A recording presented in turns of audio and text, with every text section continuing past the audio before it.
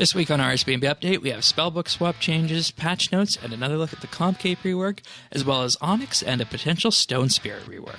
Plus thoughts on player support and cloud gaming.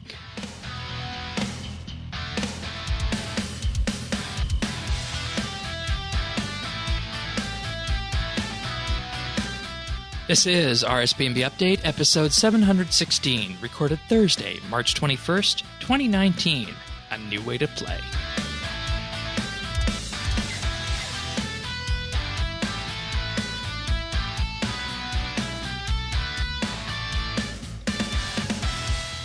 Hello, everybody, and thank you for joining us once again for another episode of RSBANDB Update. Just Hannes and myself joining you guys this week for this very thin episode, let's just say. You know, sometimes you just want a little hors d'oeuvre. Sometimes you need a meal. I think this week we just need to just nibble on some stuff. That's right. That's right. And you know, we'll talk more about nibbling later. It's actually very apt for this week. And you know, this week was supposed to be the fire making update, but you know, we talked last week how last week's game update was certainly interesting, and then it just kept piling on from there and after about that, so much so that we actually have to circle back and update a few of the things that we talked about last week. So that's gonna take up a bit of time this week. So, but nonetheless, I think we hit the right note last week, and we have some follow-ups on that. So let's just drive right in this week. The biggest thing that we want to highlight from this week's update is, of course, the changes to Spellbook swap. You ever use Spellbook swap? I don't, but I probably should. Just because there are times when I need to change my spellbook, but I usually will just go to Kadan and do it. But it would be so much better if I was just doing a one-use thing. But I'm not that, I'm not an elite PVMer that's going to be using that all the time. Right. If I was using it, it would be so that I could get closer to the patch in Trollheim instead of, down the road a little bit. Yeah. So here's the thing. What they did with this is that new spells have been added to both the Ancient and Lunar spellbooks that facilitate direct swapping to a different spellbook. And the idea behind this is that you can press this and you will be able to then cast one spell from within that spellbook without needing to open up a UI. And, if you're doing this for skilling, to teleport to Trollheim or something like you mentioned, it's really not that big of a deal. But when it comes down to it, if you're doing combat and you are on, say, your ancient magics, right? Let's just say you're doing that and you want to swap back over to the standard spellbook to cast vulnerability. Well, you would previously need to click spellbook swap and then choose the standard book. But now you can just directly swap to that. And, this is very much a PVM update. I must say so. So much so that I don't know in what case, aside from convenience, that this would really improve efficiency of standard RuneScape players. Because if let's be real, if you're skilling, you're not going to be too fussed about needing to click that other button, right? So yeah. Now, with that being said, I did ask David about this, our resident PVM expert, on what he had to say about this and how it was going to impact the PVM side of the equation. He basically told me that when it comes to PVMing and when it comes to things that could be changed for PVM, this is probably an 8 or a 9 on the level of impactfulness that this will see. And it's something that is interacted with in pretty much every PVM fight that he does, and it's a huge usability update for that crowd. And he says with this, the only thing that's really holding him back is he would like more action bars. So Spellbook swap is a pretty big thing for PVM types, and you can now click once directly and swap directly to that book. So I don't know that I have much else to say on that, except it's going to be a pretty big deal. Yeah, and I await the day when it applies to me. Yeah. and I can actually, do something with it. Although I'm not going to overlook it for the teleports, because I do use those Right. from Lunar Book, and it is harder to switch now ever since my Wicked pouch doesn't work for some reason. I haven't figured out why, but so I always have to go, like I said, to the Kadan altar thing. So yeah, switch them up, teleport around. Huh, For skillers anyway, right? Yeah, I don't know what would be wrong with your Wicked pouch, but I don't know. It quit working like a year ago, and I never took the time to figure out why. All right. Yeah. Well, let's go into the patch notes then, because I imagine we'll see more of these there, and everybody, of course, wants to hear about the Comp Cape again. So, starting off with this, voiceover has been added to the Magister boss fight. I'm assuming what this is basically adding a bit more personality to the boss fight, kind of in the vein of Solak or something like that. Some changes for the Bounty Hunter removal that we saw last week removed from the game. The Revenant Spirit Pet item will now appear with a loot beam when it's dropped. Oh, I hope someone didn't miss out on that. Especially in the wilderness of all places. Man. And it's really rare. Like, it's more rare than a lot of other pets. Oh, man. Yep. Oh. Mandrith's location has been added to the Slayer skill cape's teleport options. So this is another reason to add the Slayer cape as one of your perks on your max cape, is that you can have a quick and easy teleport to Edgeville now. Oh, cool. It's no longer possible to get a social Slayer task from Mandrith if your partner doesn't meet his combat requirements. Okay, that's good, as should be the case with most Slayer tasks. Adrenaline crystals dropped from the Wilderness Rare loot table are now noted. Chat-wise, corrected the flag shown on the Friends chat, and Clan chat interfaces on non-English worlds. I'm not sure what they were displaying before, because I don't really see much of the non-English world, so that's an interesting one to me. In the combat zone, added a missing apostrophe and concentrated blast description. Added new spells to both the Lunar and Ancient spellbooks to allow direct casting to a spellbook, i.e. Spellbook Swap Standard, and the existing Spellbook Swap spell has not been removed. We just talked about that. Now, another big one with this Spellbook Swap business is that it can now be used off a global cooldown from the action bar. So if you're on your global cooldown, you can fire off that Spellbook swap and get into that book right away, even if you just activated another ability. So this further moves RuneScape towards the realm of hair trigger combat reactions. Yeah, I wonder if that's going to... It's going to make people more efficient, I think. Yeah, no, it's definitely going to do that. I just wonder how much more, because that'll be interesting. I'm anxious to see how it turns out. Yeah. Blackstone arrows are now consumed as expected with the Tyrannan Quiver. Blackstone arrows will now correctly deplete in PvP. They weren't before. Okay. Now on to other changes this week. They added a UI customization section of the general gameplay settings that will allow the user to toggle the display of the summoning globe between summoning points and familiar special points. This is wonderful, because for those of you guys unaware out there, if you click that tiny, tiny, tiny narrow bar that shows your summoning points, it will convert to familiar points, and there's really nothing that says that that's going to be happening. So it's nice that they've actually added in a way of making this an official option in the game, rather than just stumbling upon it and needing to run your mouse over that narrow bar. I remember complaining about that when that update first hit. Yeah, this is nice. This is definitely nice. And with this, I'm wondering if they should actually remove the ability to click on the bar and change it. Because I am of the opinion that if you have settings for a game or an operating system or whatever it might be, they should only be accessible from one place to change them. Well, I don't know. I mean, I tend to agree with you. I just don't know how it would be received. I wonder how many people actually toggle between them using the bar. That would be a good question, I think, to ask in this case. Yeah, because the only time that I can think that it would be maybe real important is if you're using a Titan and you need to replenish their specials. Yeah. Mm-hmm.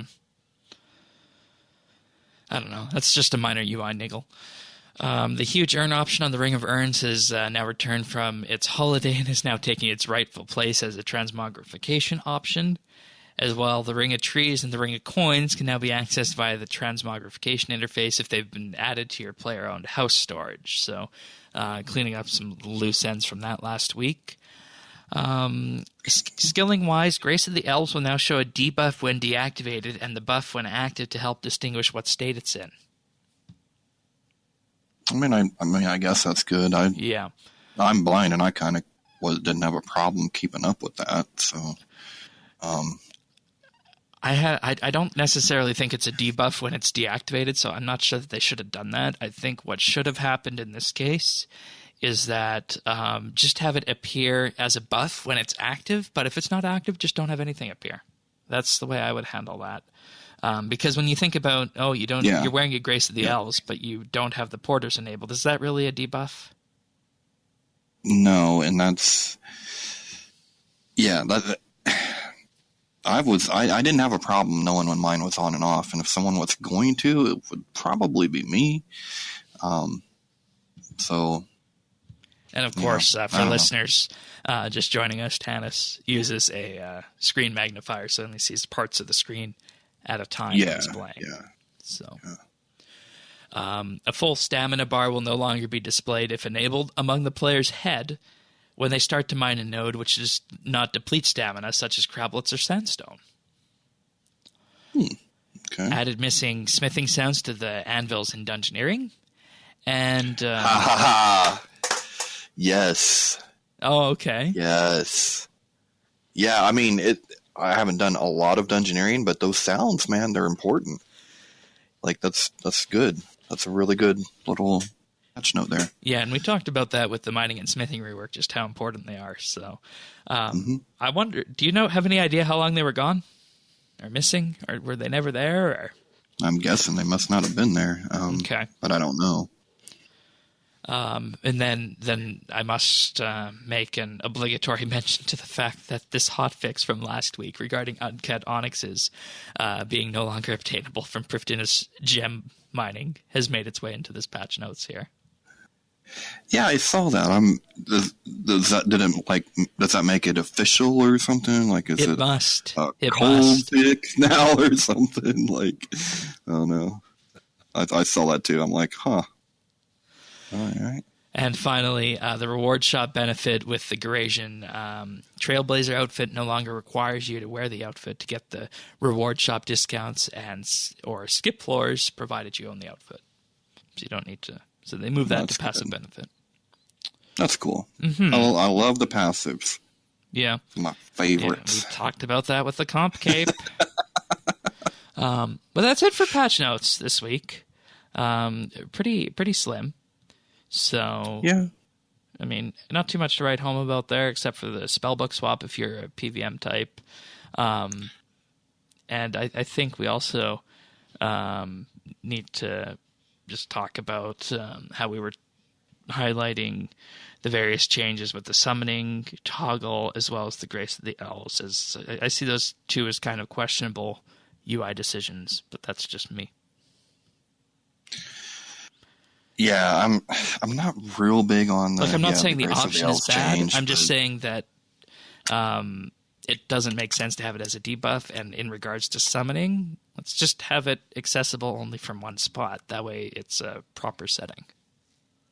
Yeah, I agree. I'm a little more forgiving on summoning because you might, I don't know, for whatever reason, you might need to do it really quickly, do it from the bar. But I totally agree on the Grace of the Elves. All right. Then this week we also got a post entitled "A Message from Player Support."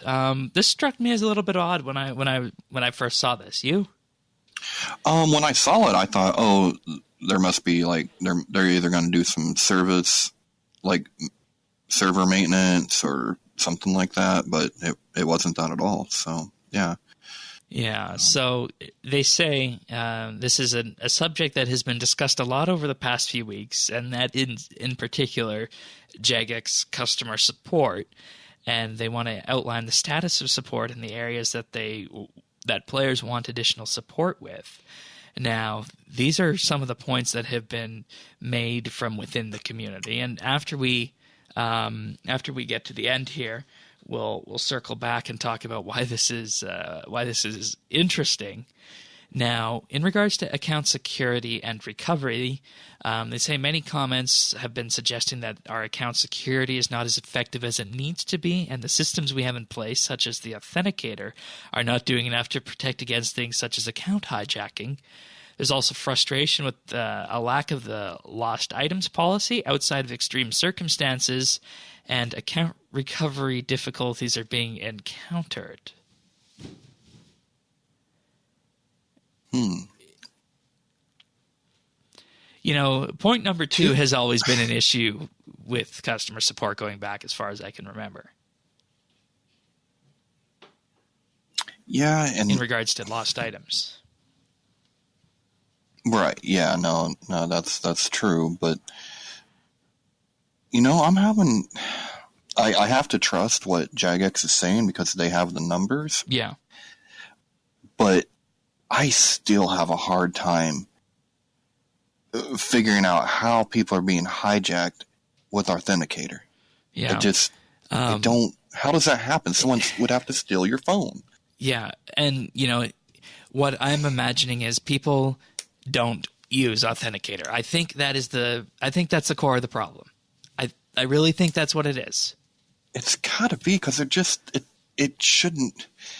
I don't know. I'm not as, you know, as knowledgeable as you are when it comes to the nuts and bolts of how things work like this, but I just can't figure out a way that you would be getting hacked all the time if you're using Authenticator. It just doesn't make any sense to me. Yeah. Last July we actually did one of our weekly bites on this subject, and you know, I showed how to enable Authenticator if you have a smartphone. I also showed how to enable Authenticator if you don't have a smartphone and you're on Windows. So in general, I think there's no reason why anybody who doesn't have a Windows computer should have no reason of not having Authenticator enabled, so to speak. Yeah, no. It's a free open source application called WinAuth. All you do is you download it, you set up a new Google authentication device because that's the protocol that's in use. And when Jagex asks you to turn on Authenticator, you can either scan a QR code, which is one of those little grid-type picture-y things, or there's an option that says can't scan the code. You just click that, and you're presented with a long alphanumeric key. And you can just copy and paste that into the WinAuth app as a Google Authenticator. And after that, you just enter in the 6-digit number that it gives you, and Authenticator is enabled. And this is a very, very simple thing to do. So I'm thinking the people who get their account hijacked don't have Authenticator enabled. Because if you have Authenticator enabled, providing you didn't give away your QR code or give away your phone, you should have no problem with this. Or maybe you had a hijacked email account. I don't know, because that could be another way in disabling it. So. Oh yeah, because then you could go in and just turn it off. Yeah. Huh? Yeah, and I mean, it needs to be a pyramid. My email is also on 2-factor authentication, as is the RuneScape account that goes to that email. So it's a nice nested triangle, so to speak. Customer support wise, apparently people believe the only way to contact customer support is via Reddit and Twitter. Well, now, you know, that's not entirely their fault. No, it's not. And I think we know why. Yeah. It's a reliance on both those platforms for everything else that's make people think that, oh, maybe I should just go to Reddit or Twitter for this. Well, and I mean, who knows? They might be getting quicker reaction times. I mean, I don't know that. Yeah, we don't know that. Yeah. Also, a desire for more effective direct communication channels, and that the support center is a maze of frequently asked questions. And then, in regards to anti-cheating, it feels like there are too many bots in some areas of the game. We'll have to wait a day or two. But I have an article that I think is going to be touching on this a little bit because I 100% completely disagree unless you're talking about OSRS. If that's what they're talking about, then yes, that's 100% true, but not in RS3. Yeah. And I will die on that hill, man. I'm telling you, there is not an abundance of bots. Then again, maybe it's because I come from a perspective of I remember the bot epidemic, and it's not like that. Yeah. You know what I mean? Yeah. Like it's just not totally different. Also, there's a perception that some bans are unfair or false. For example, bans applied when an account is hijacked. So they say over the coming weeks and months, we want to build on the areas above and build an understanding of what the main issues are for all players, not only those active on social media. And to demonstrate Jagex's commitment, there's 3 things that they aim to do this year. 1, continually survey all players, rather than just those on Reddit or Twitter, to understand what you think is important from a customer support perspective. We'll use this to inform our priorities and measure our progress.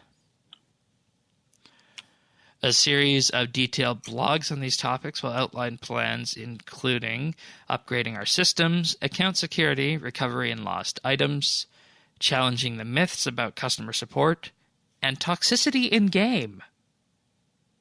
Of all things. Toxicity in-game? Well, not saying it doesn't exist. Go to a portables world right. and you'll see it. But I don't know. I mean, am I in a bubble, Shane, that I'm not seeing that? I feel like I might be in a bubble too if that's the case as well, because I don't see that either. Yeah. Because my frequented areas in-game over the past month or so have been Prif, the Artisan's Workshop, the player-owned farm, and my farming runs. Yeah, I mean, you know what? That's pretty much where I've been too. I mean, I've done a little more Slayer and stuff like that. But, I mean, I feel like most of your chat is with your clan or your friends' chat. So I don't really notice a lot of, just toxic comments. But that's another one of those questions. Are we talking RS3 or are we talking the other game? Well, this is posted all on the RS3 thread. Or all on the RS3. They're saying that there's toxicity in RS3. Yeah. I don't see that either. Yeah. I mean, and it used to be, don't get me wrong. Like, I remember, like, I remember my first day was like, whoa. But I never really, I never paid much attention to it. Yeah.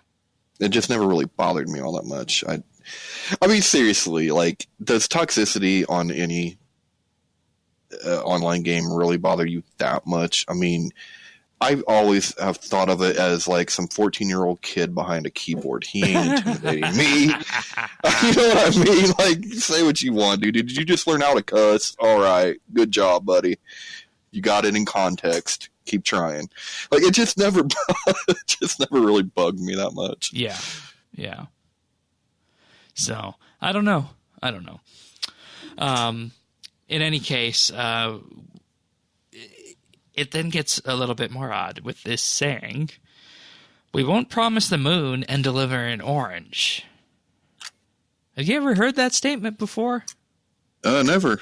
So, is it a British thing? Because I've never heard that. I have no idea.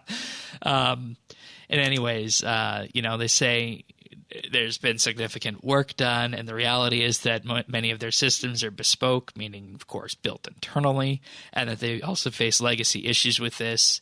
And in 2019, this is an area of investment, and they say this is our problem, not yours, and we want you to understand the situation, then hopefully see why some of the support you currently receive isn't as good as it needs to be. Please do understand that we are changing that. And to be totally honest, there are no quick fixes, and these issues will take time to tackle, and they will be hosting a big questions Q&A next week, during which, among other topics, your questions relating to this blog will be put to the team. Well, that's good. I mean, that's, I think, probably the most important statement of the whole thing. At least we know they're listening, and that's, that's important. Yeah. So, I think when it comes down to it, at the end of the day, the reason this post came out, is that this seems to be an effort to get ahead of perhaps a community problem that may or may not exist, because we don't go through the account support system here, right? You and I can't remember the last time I had to do that. No. Yeah. So I think the reason we're seeing this is because we've said this before, is that when it comes down to it, many times the vocal complainers do tend to draw more attention than the people who are just going along happily. And because of that, and especially given recent situations with, say, the gem rework or the comp cape, it's going to just kind of inflame the situation a bit. And a reaction that could be spurred by the comp cape or the gem rework might, in effect, then be taken out on customer support. Though they say this was going back many months. But with that being said, things like this can manifest themselves rather quickly. Well, and that makes me wonder, like, see, when you say that, those specific things don't strike me as support issues. Like, when I think of support, I think I can't log in. Right. Or, you know what I mean? Like, or, oh, there's something broken and I'm stuck. Like, I don't know. That's kind of what I think when I think support, or like my game is, stuck, or the lag is so bad I can't, what can I do? I never think of it as like an actual content, being mad about and asking about that. I don't know. Yeah, that's right. Now, with that being said, I think this is a perfectly legit thing to discuss. And, when it comes down to it, at the end of the day, what we have here is, in effect, a good step forward by, let's just say, the PR department. I don't know if that department exists, to try and smooth things over with the player. Because, you read this post and you saw something completely different than I did, and you didn't understand why they were making this post, right? Yeah. Well, I saw this as an attempt to get ahead of anything that could be manifested by the changes last week that might have an impact on player support. And even if this has nothing to do with the gem rocks and the comp cape rework, the very fact that there is a conciliatory tone coming out of a news post on the front page is a good thing for the company. Yeah, that's good. I just, I never connected, like I said, I've never connected actual content development with player support. Right. Like, it just didn't make that connection to me. So I didn't, I thought it was great. Oh, good. We're being informed of what's going on, but I didn't particularly think it was like a really big deal. So yeah, that's kind of why I just never connected those two things. Yeah. All right. I think we can move on to talk again about the comp cape. Well, if you're right, then maybe there's hope that we're going to get a comp cape rework, which I really didn't think we were going to. Yeah. Like, I really didn't think that's going to happen, but So on Friday, after we recorded this on Thursday last week, and that's why at the start of each show we say recorded on X date, because we don't want to put out a show and have someone listen to it 3 or 4 days later and think that it's current. We want it to be as precise as we can make it. So the changes in a TLDR posted on the news page last Friday say that you've shown your passion and appreciation for keeping the current appearances of the Max Quest and Master Quest capes. We talked about that on the show, didn't we? mm-hmm. We're keeping their appearances in game with the following tweaks to the overall design. The Max Cape and Tier 1 Skill Cape, or Skill Tier 1 Cape rather, will be separate capes. The Max Cape is staying currently as it is. Visually, we're not changing it, and it will still be recolorable. The Skills T1 Cape requirements may have things outside the remit of just having 99 stats in that skill. Or in having 99 stats across the board. Uh-huh. Now, what else could they put in there with that? I mean, 120s that you need to have. So true max. So I'm guessing that was going to hold like the 120 Dungeoneering, 120 Slayer, and 120 Invention, because those skills actually legitimately go to that. But you get the Max Cape at 99. So that would be what about my adding take. the skilling? And then I guess you would add the skilling achievements to a Tier 2 or Tier 3 skill cape. That's what I would think. Okay. But, I mean, I'm not. We'll read on then, because we're going to go into the design again. The Quest and Master Quest cape appearances are staying in game, and we'll either bring them into the new system so that they become Lore Tier 1 and Lore Tier 3 capes, although they'll probably keep their current names. And as we said on the show last week, that's a good idea. Running out a design with Lore Tier 1, Lore Tier 3, Skill Tier 1, without providing a tangible linkage as to what the designs would be for the players isn't a good idea. So good that change has been made. And I know a lot of our suggestions seem to and made their way. I mean, they're common sense. That's because they're common sense, and it's all about refining the existing design, even though if nothing has actually changed. And we'll see if that is what happened. And then they say, or we'll make new Tier 1 lore, Tier 2 lore, and Tier 3 capes. If you've unlocked the Tier 1 and Tier 3 lore capes, you'll unlock the current visuals of the Quest and Master Quest capes as cosmetic overrides. That's another option. Okay. You've also shown us that having stats on any of the Tier 1 achievements is too different from and too lenient in comparison to how comp currently is. As a result, we've tweaked the Tier 1 benefits. The passive stats will only exist on the Tier 1 combat cape or be split between the Tier 1 and Tier 2, depending where certain boss requirements sit. And we're also looking forward to adding some kind of benefit for the skills Tier 1 and lore Tier 1 capes. Yeah. So I don't know. In my opinion, then what's the purpose of a Tier 1 combat cape? Right. It's only something you get on your way to the actual comp cape. So you didn't really do anything besides separate combat out of comp. And I'm gonna highlight my suggestion again that there should be no stats. These should all be cosmetic overrides, and the best in slot combat capes should come from some kind of combat activity in game. Now, going through the changes of this doc, one thing that was changed, the third big problem is that some players don't like specific requirements, like Reaper and Castle Wars. Reaper has two closely related issues. It adds both hard PVM content and forced group content as requirements, which locks players out who can't or won't do these. We'll need to decide whether or not these requirements do belong on comp and what it means for the game. So that is up for discussion. Yeah. And that to me is probably the hardest question, because I can really see both sides of that argument.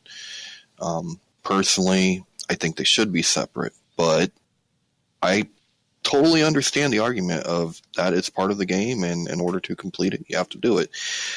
That being said, I don't think you should ever have to be forced into a group situation in order to get something that you deem necessary in the game. I hate that. I've always hated that. I hated that in school. I hate forced group stuff. It's just, I know it's an MMO, but don't make my achievements dependent on some other Yahoo. I don't like that. I never have, and I never will. All right. Talking about stats and benefits now, the change is that if you have the combat tier 1 cape, you would gain a passive plus 11 armor, plus 3 prayer bonus, and plus 5 to each style at all times. And we already talked that this will potentially be split between tier 1 and tier 2 combat. Once again, back to the idea of having these combat stats come from a dedicated combat cape. So we've been over that. In regards to comp games, okay, good. Yes, highlight that these names are not final. They'll have nicer names than skill or tier 1, and we're just using them for clarity at the moment. Voila. All right. Good. Which is what we figured, but yeah, I'm sure there's a large portion of people that didn't probably realize that. And that's the changes for the document. So, I mean, not a lot of changes, but there were some little tiny ones. Mm-hmm. And now the question is this enough to make people happy about it? No. Someone is going to be mad no matter what they do. There is no way to do this without pissing someone off. Honestly, I think the best solution is the solution that we talked about last week. And I think people can actually even hear that on its own, can't they, Shane? Yeah, we split that out as one of our new nibble features, which we'll talk about in just a little bit. But the gist of the situation is take the passives off the cape, put them on the person, make the capes cosmetic when you unlock an achievement, and have combat stats come from combat capes given out through either drops or combat game pieces of content, like a new kind of Rush of Blood or, heaven forbid, Dominion Tower. Yeah. Well, how about this? If you come out with a new, big, crazy, awesome group boss, then the best cape in the game comes from that group boss that has a specific, something for groups. Whereas if you're going to fight, I don't know, what's the toughest individual boss? Telos, maybe? Yeah. Telos? Same thing. You could get a combat cape from Telos, same exact stats, but maybe it has an effect when you're, as an individual boss fight. I mean, there's other options than just the comp. And that's kind of what we were talking about, Yeah. All right. I don't know that I have much else to say on this. The changes are fairly minute. We'll have to see where we go with this. And the biggest one, of course, was the cosmetics for people, and it just makes sense to do that. And from the, I'm going to go out on a ledge and say, that tweet we talked about last week where ModJack posted that in Tier 1 lore is the quest cape, Tier 3 lore is the Master Quest cape, where he posted that as a tweet.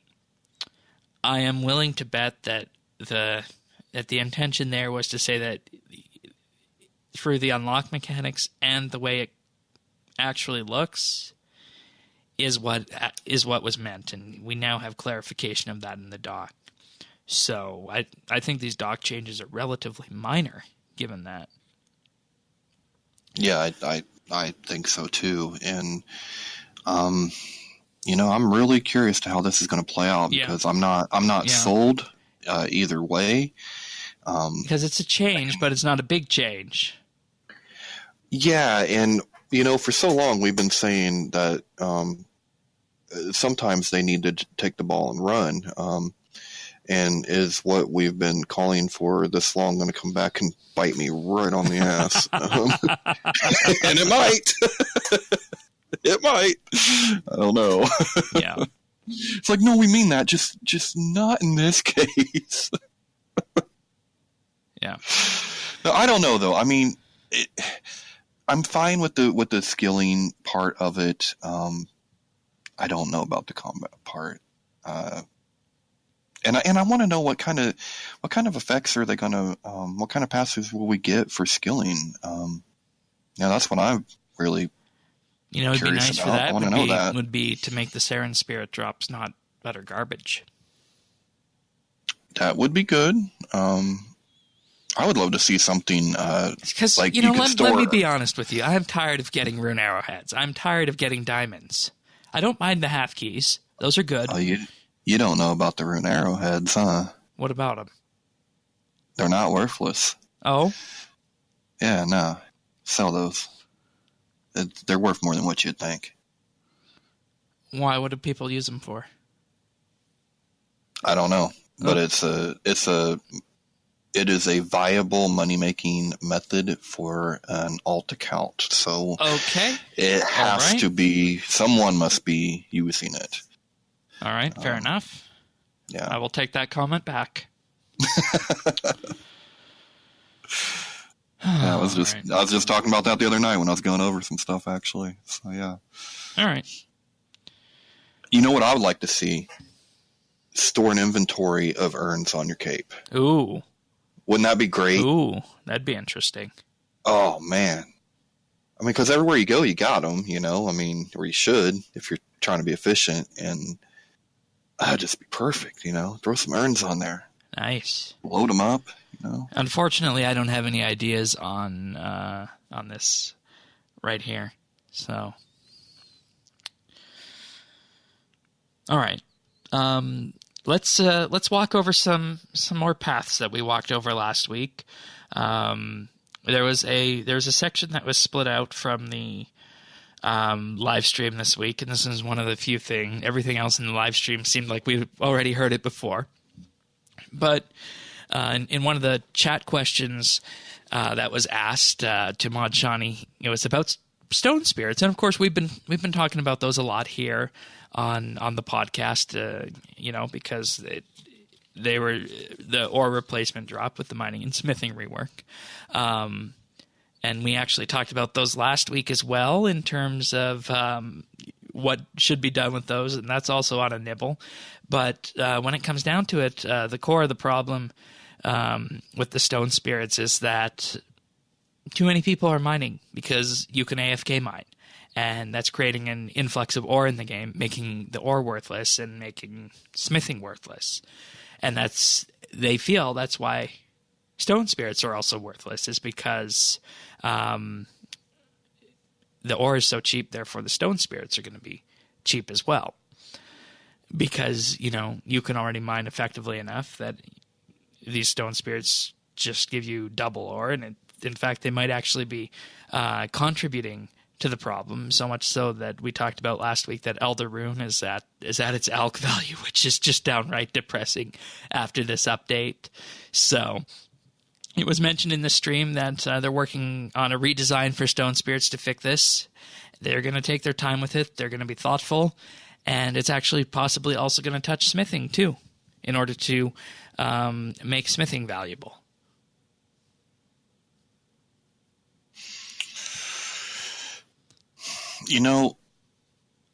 I want them to be very, very careful with this because I feel like it's almost a situation where they're a victim of their own success. Yeah.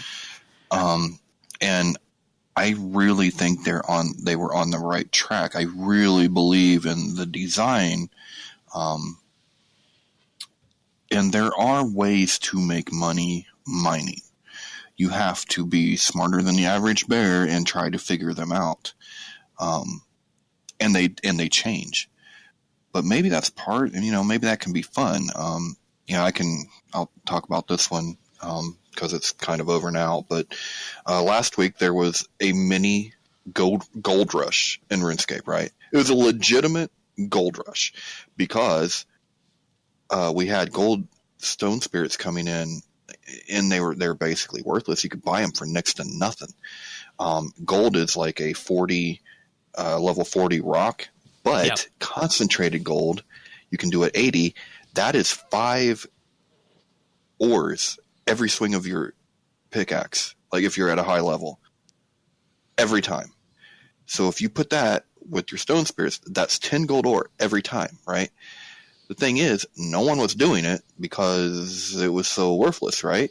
So all the people that trained their crafting by using gold jewelry couldn't get the gold that they needed for their jewelry. So because people stopped mining it with the mining and smithing rework. Yes.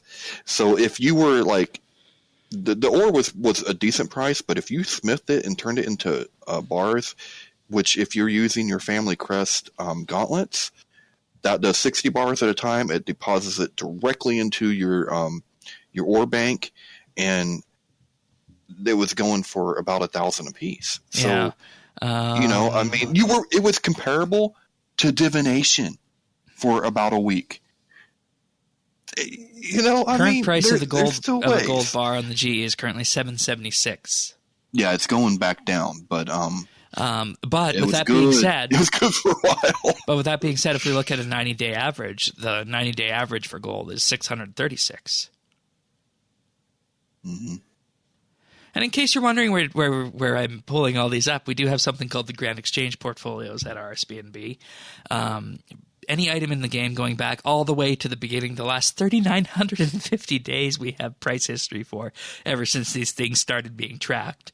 And we have little sliders where you can choose, what is the history of that you want to see. Like, for example, last year, average gold price, $462 for a gold bar. There you go. So, I mean, it's kind of a blip on the radar in a way, but those are the things that I think you have to seek out if you're trying to make money mining. And you just got to realize that people play a lot. And people that don't play other games, most of the time, have more than one account. Once something like this gets out, everyone rushes to it. So there is a window of opportunity. Yeah. So, I mean, do you want to hear the exact? Do you want to hear the exact clip from the stream? Yeah. Yeah, that's what I want to hear. Let me pull that up. Wait, did he say what they're... Okay. So bear with me, everyone. Let me just load something up here. Power of the phone. I have a little update on Stone Spirits to tell you. So let me just read out what I've been sent to make sure that I'm on point. Okay. So when it loads. So yes, obviously we acknowledge that there is a problem with Stone Spirits. We're past double XP weekends, and the value of Stone Spirits, the ores and bars haven't picked up. There is a problem, of course, with smithing as well. You recall from the stream last week when I spoke to Monchak about this, he identified there was a problem with smithing, and it's kind of inherent to this. Mm-hmm. And as of the moment, we are currently working on a design to fix this. But, as a note, I got to make this very clear, we do need to take our time on this because we do not want to screw this up, create even more problems to go with it. But yes, there is a design being worked on to try and sort out the issue with Stone Spirits. So I'm hoping that gives you some... They said after double XP weekend. And that's what I said we're going to need to wait and see on. And here we are. Right. Well, and, I mean, it really didn't say anything other than we know we're looking at it. And it's at the design phase. And, let's be honest, it's going to be premature to share the design at that stage. Yeah, I'm hoping that it's something along the lines of what we talked about last week. Yeah, that'd be good. That'd be good. Though they're attacking it from the smithing angle, which is good. Both that would be the demand side of the equation on ores. I think we said that smithing felt okay though in terms of usefulness because there's masterwork armor, and we would have liked to have had more, but the combat types said no. Yeah, I don't. If they're attacking it from a smithing side, then I hope it's what we talked about. Allowing being able to make Well, some kind of salvage for parts. That would be supply side, though, because you'd be putting the stone spirits away. Whereas if they were attacking it from the smithing side, they would need to make more bars used, therefore increase the demand. Yeah, increase the demand of smithing rather than decrease the amount of stone spirits in game. Well, I guess, I don't know. Either way, I can tell you what I don't want to happen. I don't want them to mess around with mining. We just got it. Don't break our new toy.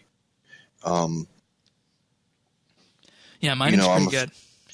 Mining is good, and I don't want this getting screwed up. Because I don't know. I believe in it, and there are problems that I'm not sure they are thinking about when it comes to the stone spirits and the mining and stuff like that. Such as we're at a point in the game now where you can't look. I've come to the realization that we can make skilling better for money, but we're never going to have it be good money. And there's a few reasons for that, but one reason in particular, I think, is because for a casual player, you're not going to be able to there's just no way to do it. The way people make money with skilling is by having 2, 3, 4 accounts. That's how you do it. Now, you might think, $800K an hour, that's nothing. Yeah, it's nothing unless you have 4 accounts doing it. Now it's something. Now here's the thing: is that really a bad thing? It's bad for the casual player. Is it bad for Jagex?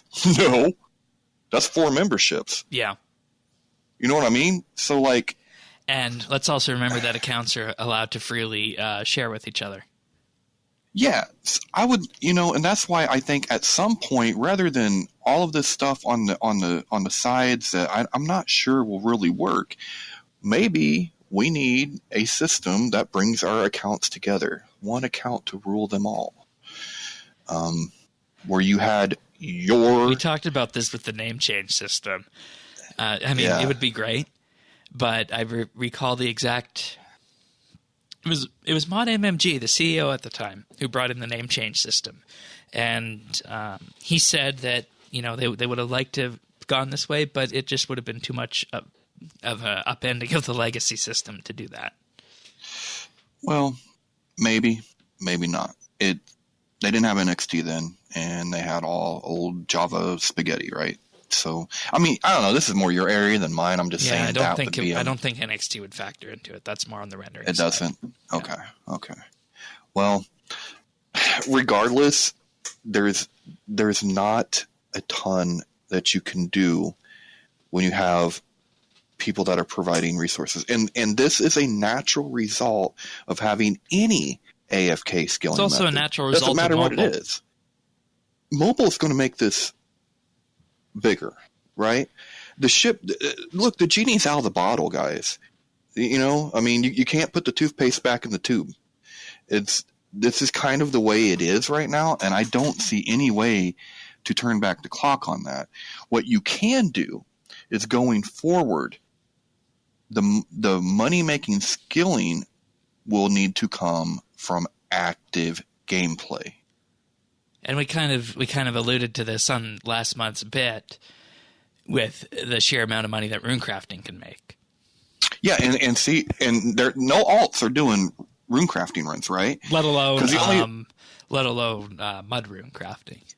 No. See, what you would do is, if you were going to do that, then you're probably doing AFK on your main, and then you're going to send your alt out there to do the runecrafting runs. But for the most part, you're playing active, right? Yeah. And I think that is where the sweet spot is.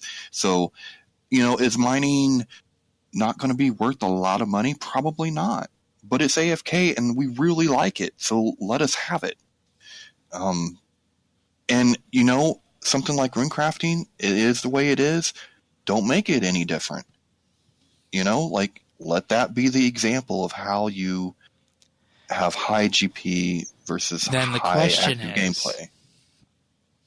Is the current RuneScape wiki estimated of 6.8 million GP an hour for crafting mud runes acceptable for high intensity? I think so. I mean, that's pretty good, right? Yeah, it is. I mean, that's pretty good. I mean, think about it. If you were like, some things on your way to 5.4 bill, some stuff is AFK, right? There's just nothing you can do about definitely. that. And so, like, if your main is over there doing AFK, at least you could be doing something on another account, or something. I think that's perfectly fair if you're playing. And I think that for AFK, I think 800K an hour, that's fine. If you want to multiply that by 3 or 4, wonderful. That's healthy. That's good for the game. It's good for Jagex to make the money. It's good for the bonds. It's actually good for most people. It's just not good for the casual player that has one account and it happens to be a skiller. Yeah. That's who gets hurt. Yes, I mean, and I'll be upfront. That is true. It's 100% true. But I don't know how you can ever go back now. And when are we going to have a chance to talk a little bit more about this? Dare we ask? Well, it depends on when it can be up. But I've actually got an article ready to go. And I'm just waiting on a few little knickknacks, a few little pictures here and there, and should be in your hands tomorrow evening. So. All right. Yeah. You'll find that at informer.rsbnb.com probably by the time you're listening to this. It's certainly an interesting discussion. So, all righty. Yeah, stone spirits. Who knew that something like that we'd still be talking about with mining and smithing? So, and I'm just going to actually interject on this and take a bit of a brief detour before we move on, and I'll say that even the essences like Prasilic and Malevolent Essence, mm-hmm. with the for the Masterwork armor, those are selling well below market price. The market price for, I believe it was the Prasilic, is around 13 mil.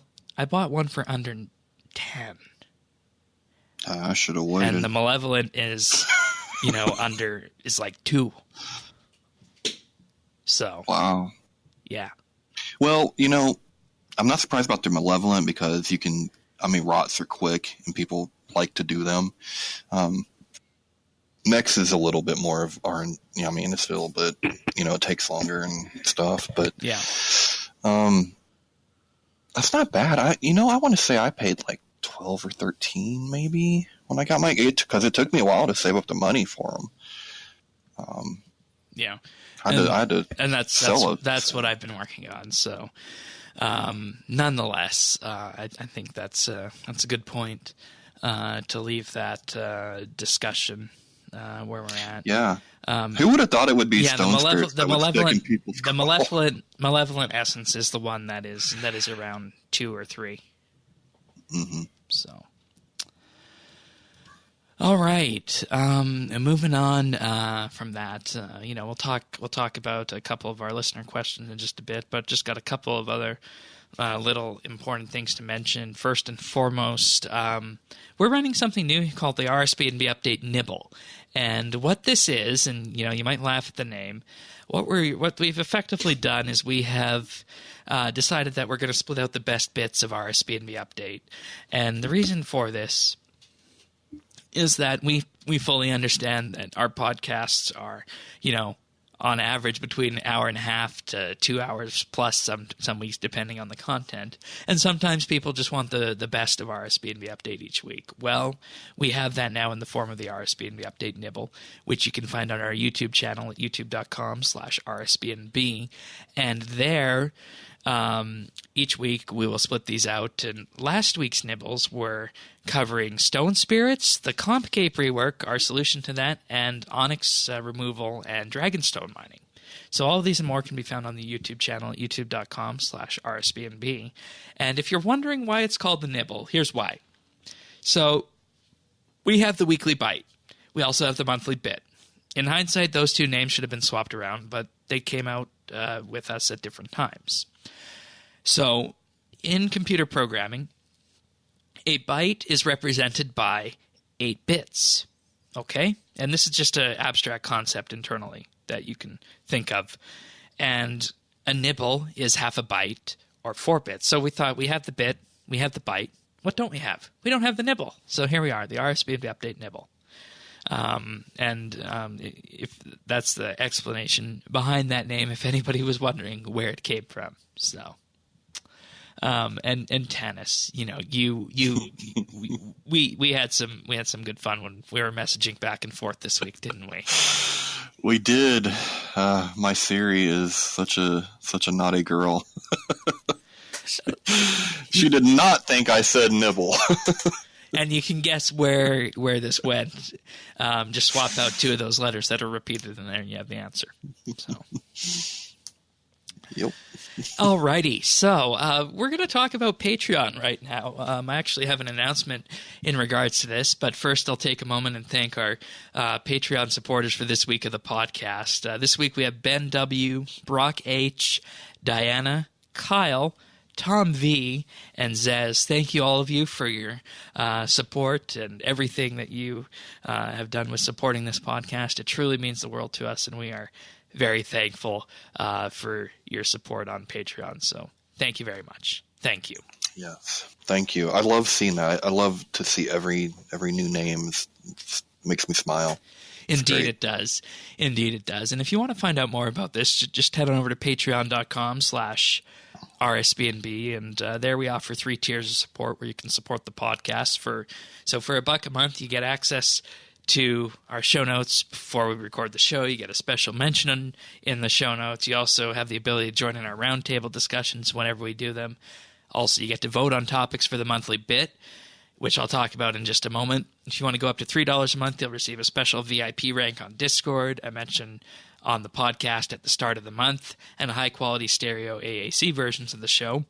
And for $5 a month, you'll get the shout-out each and every week on the podcast, as well as exclusive access to the outtakes we use for the clip show at the end of the year.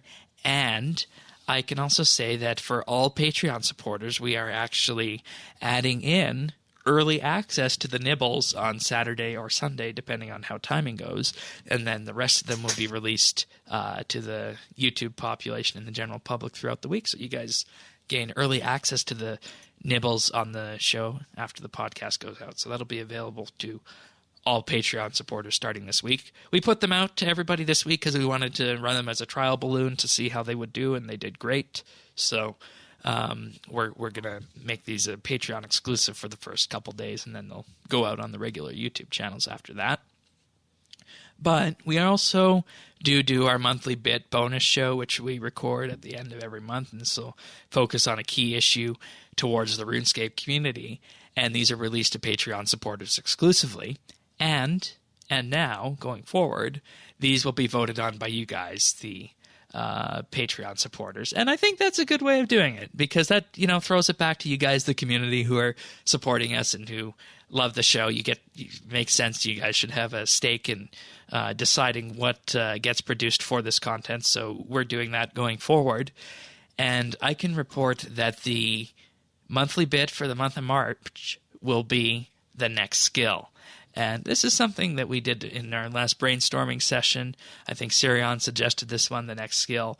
So we'll have a bit of a wide-ranging discussion on what we'd like to see for the next skill in RuneScape. I know that's a long way off, but it's something I think that would be an interesting thing to spend an hour or so discussing. So that'll be the March monthly bit.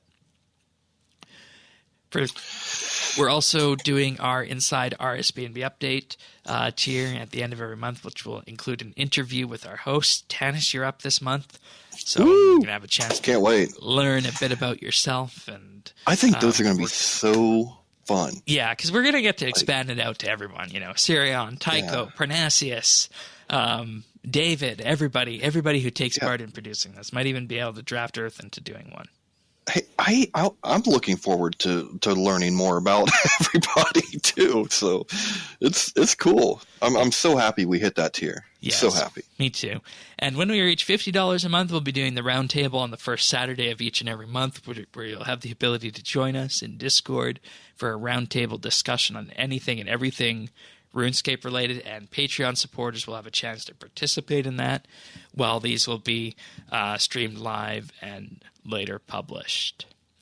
And finally, should we reach $99 a month, that'll be movie night with Shane and Tanis, which will include our favorite movies, Star Trek, of course, and who knows what else. So, Zoom, zoom, oh boy, zoom. oh boy, oh boy. Anyways, so all this and more can be found at patreon.com/RSBANDB. So thank you once again to everybody who is supporting us on this podcast. Truly means the world to us. Yeah, thanks, guys. I don't know about you, Shane, but it feels so good to know that people appreciate the work you do. Like Indeed. it just makes you feel really good. All right, so that's the nibble and Patreon. We can move on to our questions right now. We do have 2 questions this week. So first one from the RR Man. Do you like my idea for Onyx Dust? And are you surprised that they stuck to the ban? No, it's not a nerf, it's a ban.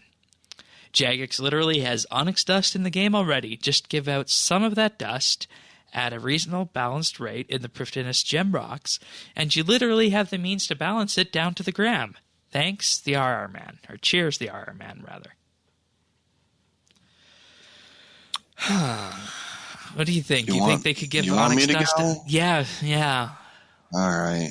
Man, I hate to do it because, I mean, you know, I like the RR Man, but I got to stick a pin in this bubble. If I had my way, they would remove that as well.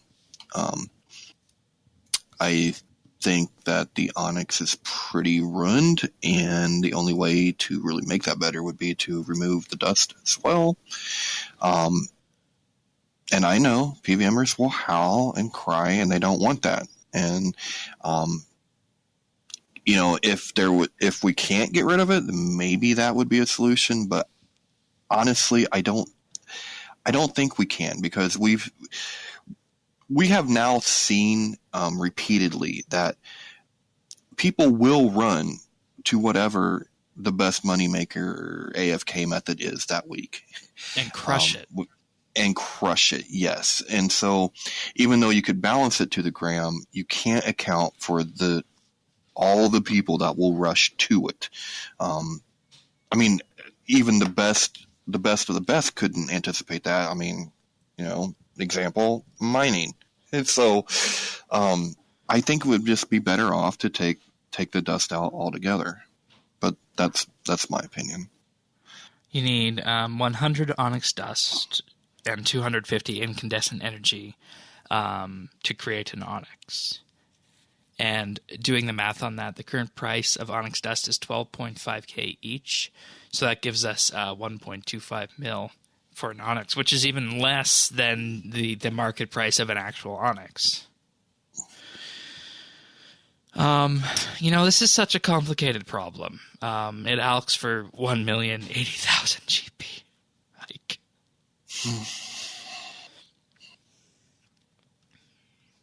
I'm gonna have to say that it either needs to go, or it needs to be removed from all these potential combat drops as well. Because, you know, looking at the drop table here for an uncut Onyx, let's see where we can get an uncut Onyx into game. And this is from the trusty RS Wiki. Hurricane, Arachne, a Raptor Key. Okay, that's a question. Next, Angel of Death. That's an uncommon one. Solak, 1 to 3 noted, uncommon. Metamorphic Geodes, 1 out of 140. Okay. Blackstone Dragon, rare. Dragonstone Dragon, rare. Calgarian Demons, all the way down to the Ambassador, rare. And you see what we have here. The only potential common Onyx dropper is is of course the fight kiln thing, which is as intended, right? Oh, it should be. Yeah. If you're getting your Onyx from the fight kiln, I'm so sorry. Something has went wrong in your life, and I feel really bad for you. Yeah, man. I mean, that's 30, 40 minutes. Yeah. To get it, and not the most pleasant of fights. Yeah. Araxer is a 1 out of 17 drop, and that's 2 of them. And Araxer is a pretty tough solo boss. So, looking at what we have here, most of these drops are on the rare side. And as much as I like to say that the skilling side is underrepresented, I do have to say that I think that what we saw from skilling was part of the devaluation of it. So, without a doubt, yeah, definitely. I mean, that's without a doubt.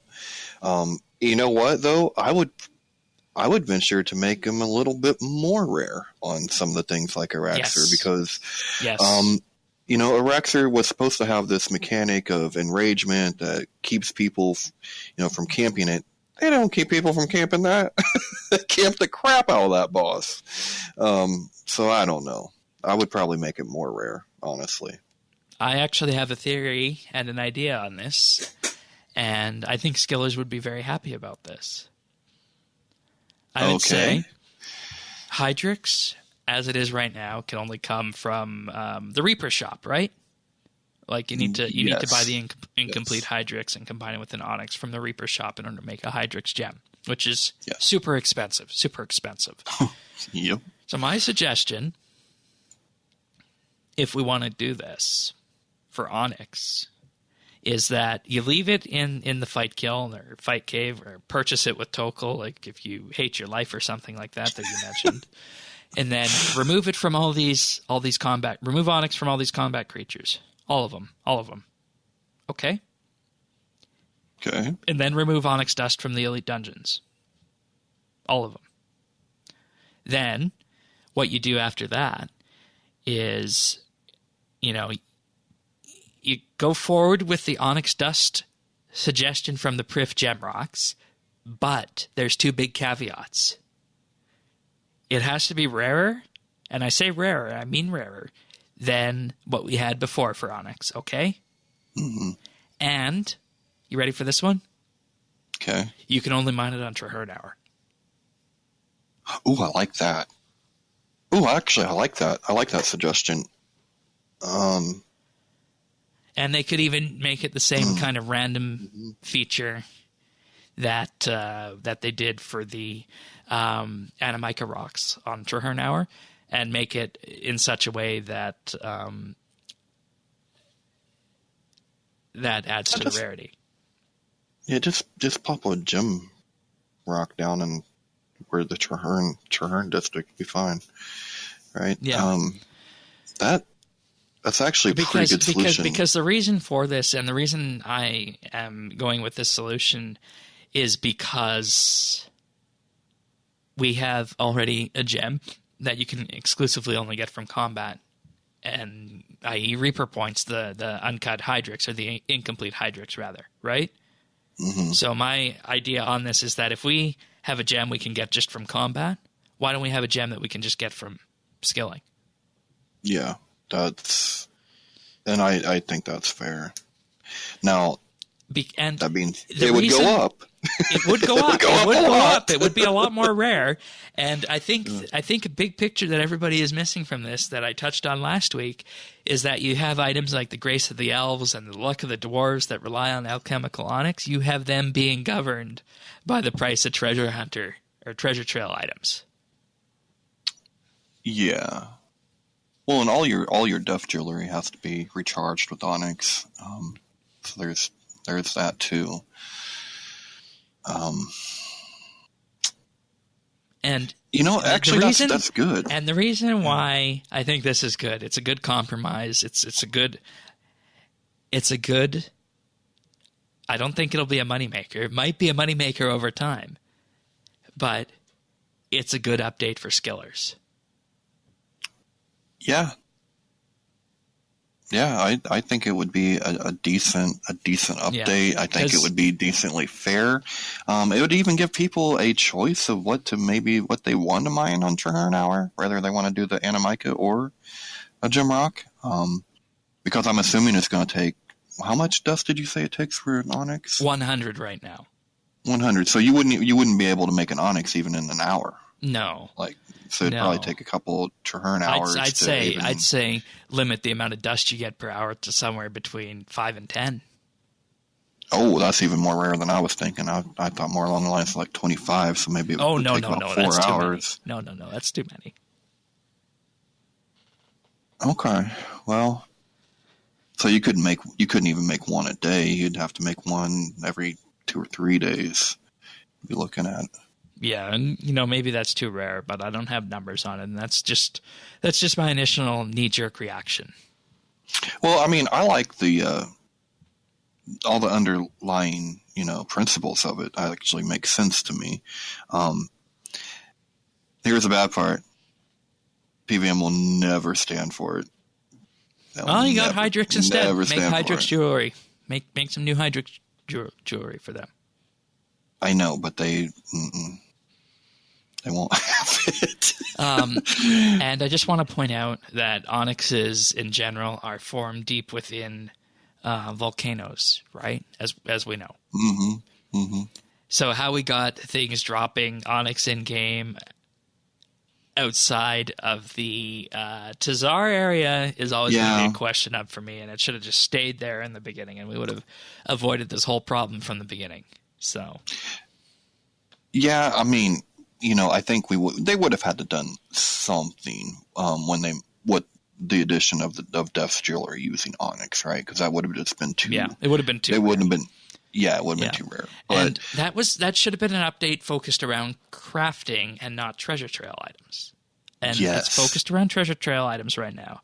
If we bring it back to this side of skilling, make it a skilling only gem, we can make it about crafting. Yeah. So I agree.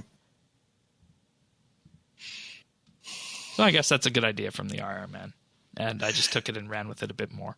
So yeah, you just kind of massaged it a little bit.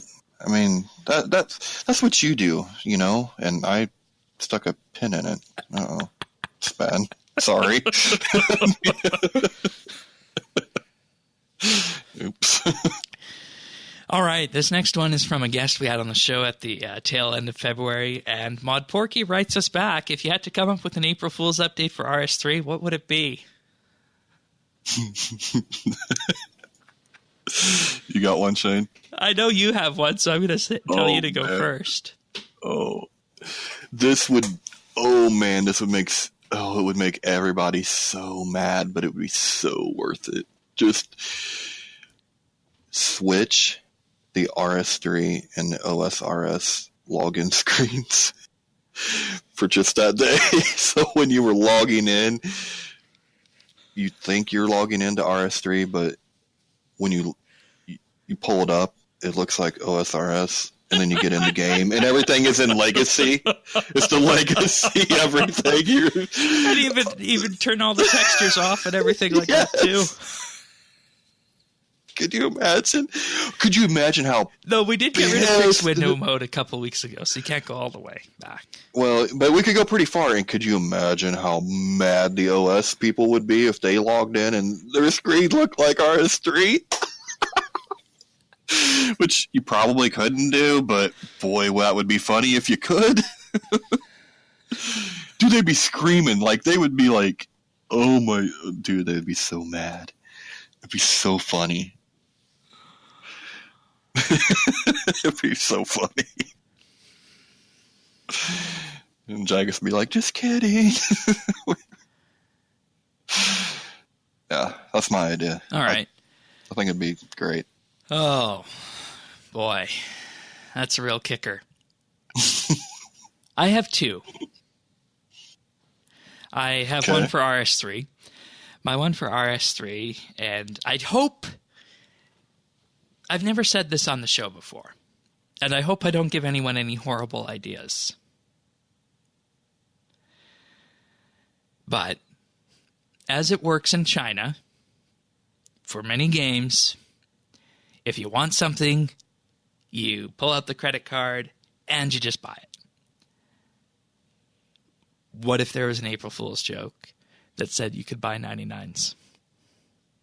Oh, God. See, I like that because that'll make people mad.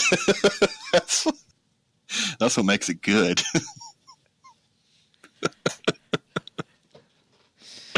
We have a treasure hunter promotion, 99s.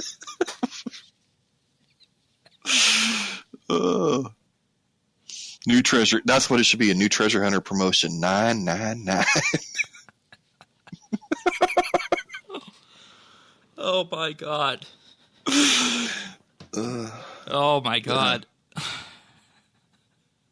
And, hence why I said I hope no one ever does this.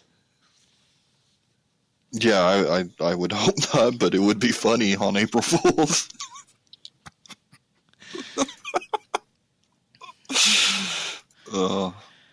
And, I think the beauty of what we both suggested is that they're very simple. Yeah.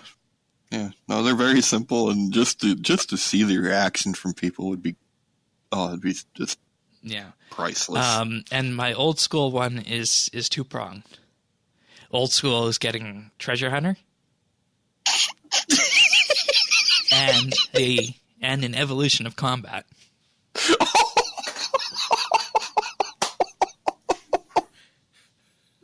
Yes, they log in and there's an action bar. I love it. I absolutely love it. And the best part is you could do it even with a news post and some quick mock-ups.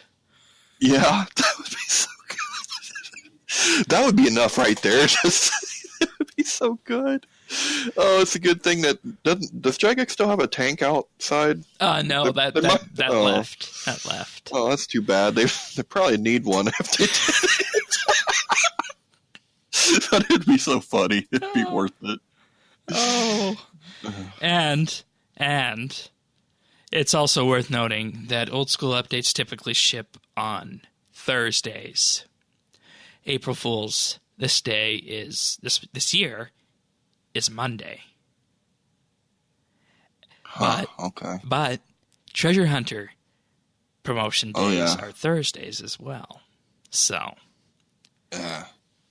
It wouldn't matter, man. It'd still get them. Yeah, it would. It'd still get them. Oh, treasure. Either one. I would love to see an action bar. Oh, my God.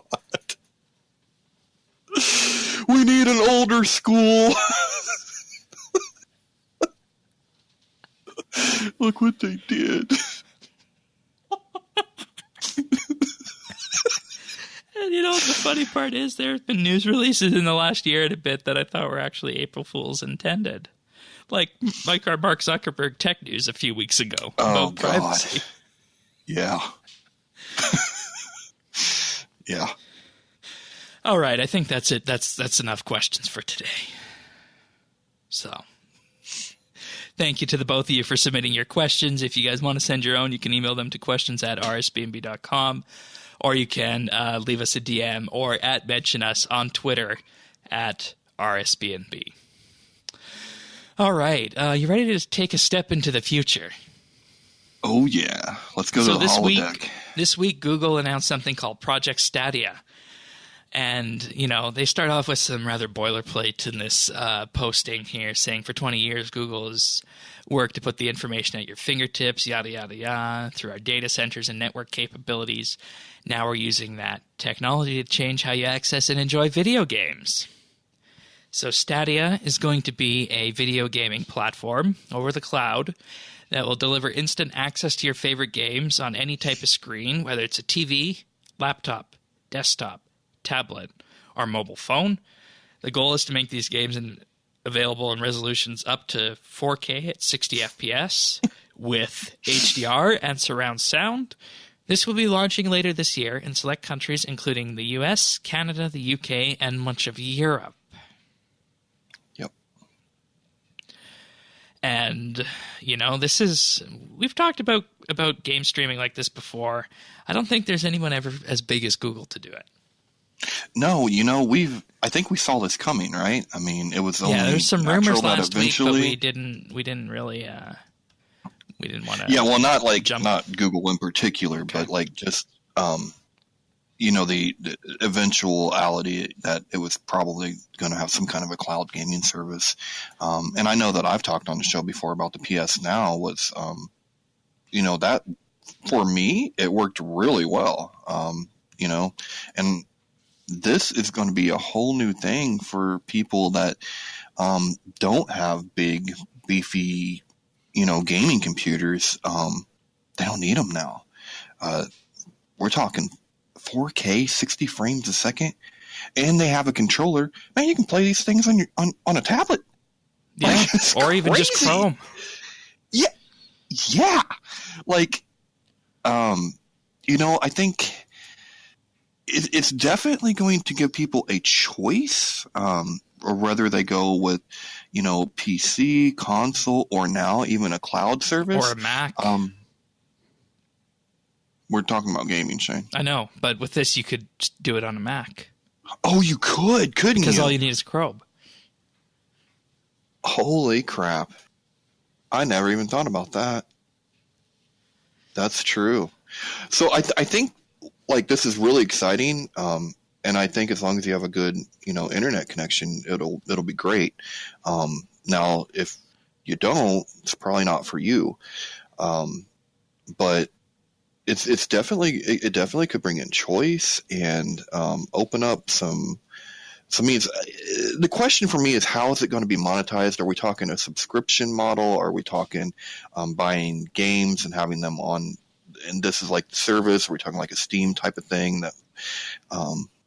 That's what I want to know next, because that's the big question. And if it is a subscription, then okay, what's the library going to be like? Right. How's that going to work? One of the games they did say is Assassin's Creed Odyssey. That's the only one that they've really mentioned in the news posting here as well. Yeah, I think that's because they had actually tested that one, right? Like that was their beta testing, Yeah. Also, just some numbers here. Xbox One X, 6 GPU teraflops, PS4 Pro 4.2. They say Stadia will be able to come in at 10.7 teraflops in terms of graphics processing power. Isn't that crazy? That is crazy. Like, to not need the hardware that we need now to play stuff, the way it's meant to be played. Like, wow. Yeah. Like, people, does this... Oh, wait, no, never mind. Never mind. It's a whole another discussion for another day. But, yeah, Google, man. If anyone has the resources and the ability to do this, boy, I would think they could. Yeah, apparently Interpol also has the resources to do this as well.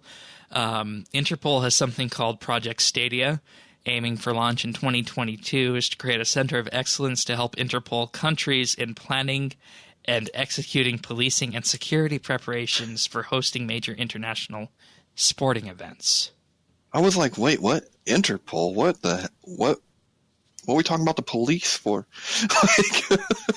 Well, I was just Googling Interpol, and that also came up. All right. Oh. But yeah, I mean, I've never used any cloud gaming services, so I don't know exactly how well they work. I can still run the games that I play at 60 plus FPS on my computer. I have a GTX 1060, but given the cryptocurrency boom, that cost me around $400, and that's, effectively the first prosumer GPU. It's because it's not even a 1070 or a 1080. Yeah. So. Yeah, the cryptocurrency really screwed things up for gamers. But yeah, you won't have to worry about that. Pretty much, you're just going to need a computer that works. Now, there are some caveats here, right? Because, especially in the US, most of our ISPs suck. Yeah. Our internet is not good. And this would maybe put pressure on them to have to. But I mean, think about it. Like, we have all the worst things you can have. We have sucky speeds, data caps, all that stuff. And some I'm saying, somebody could like meet their cap in, hours streaming 4K gaming, like that's it's gonna add up. We're actually fairly lucky here with our cable providers.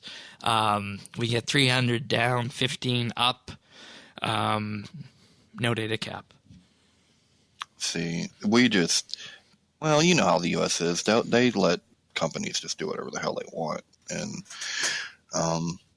but it might take something like this to get enough of an uproar, a public uproar of like, hey, this ain't enough. We don't know. We're done with data caps, that kind of thing. Yeah. Maybe that will change it. But that is something to or even keep Google Fiber.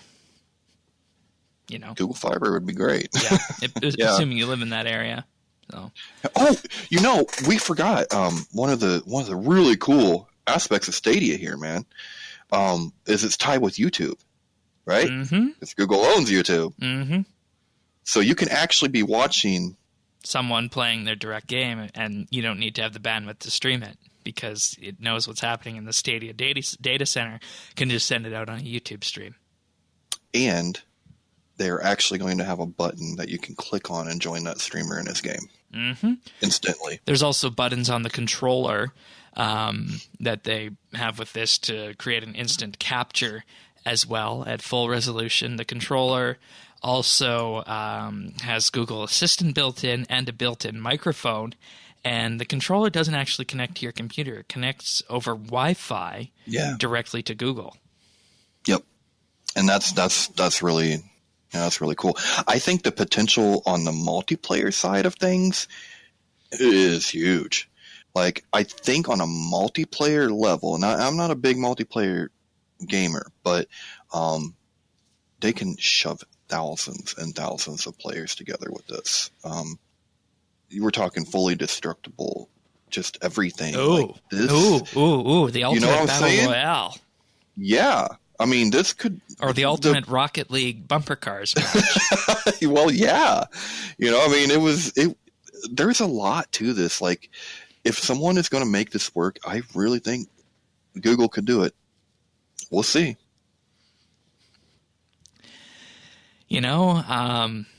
This is a very interesting move because we're widely expected to have Apple come out next week with a streaming service announcement for the TV side of it, to watch TV shows and movies. So Apple is moving to services, but Google has always been a services company. And then they're adding in these extra services, Stadia being one of them. But also with this, Google is branching out into hardware as well, and you have this controller. And I think the controller is the biggest part that people are going to be connecting with on this. So it's an interesting role reversal, Google focusing on hardware, Apple focusing on streaming services. So we'll have to wait and see how this pans out. But it has the potential to be hugely disruptive, because I think when you have the PS4 Connect or whatever it was and the NVIDIA one, those are good, but they have the branding of a GPU company on them, and they don't necessarily understand it they do understand, but they don't understand to the level that Google does on how to do this kind of thing effectively. Yeah, exactly. And like I said, my experience with the PS Now was really good. So if they're able to, and I would expect that Google can take it, just to a whole nother level, and that would be good. And speaking of the controller, you don't really know until you hold a controller, but it looks like it would be pretty comfortable and a pretty good controller. Like I said, you don't really know until you hold it, but I have high hopes for it. Indeed. All right, next up's talking about Battle Royales. Epic Games, the publisher of Fortnite, or rather the distributor of Fortnite, had a bit of a privacy issue that cropped up last Friday.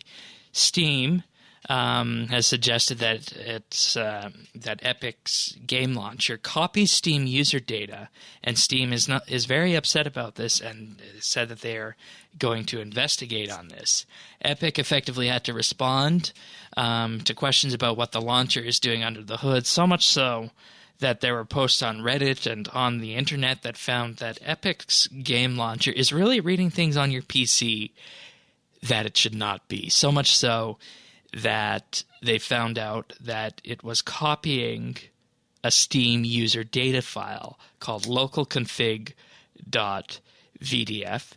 Epic then confirmed that the launcher makes an encrypted local copy of your local config Steam file, but it insisted it only imports your Steam friends with your explicit permission. And the encryption they're doing on it isn't much encryption at all. It's basically flipping a few bits around that can easily be flipped backwards. So there is no encryption going on with this. And they say the information will only be sent to Epic if you choose to import your Steam friends, and then only hashed IDs of your friends are sent and no other information from this file. But Valve expressed concern, saying that we're looking into the information that the Epic launcher collects from Steam, and that the Steam client also locally saves data such as the games that you own, your friends list, and saved login tokens. So if Epic is looking into, as they say, just your friends list, they could be looking into a whole other collection of stuff from your Steam file as well. See, I feel like, because you do have to opt in, like I looked at that and I was like, I didn't do it when I first, when they opened the store and I was getting games and stuff. I saw that as a feature, and I was like, nah, I don't want to do that.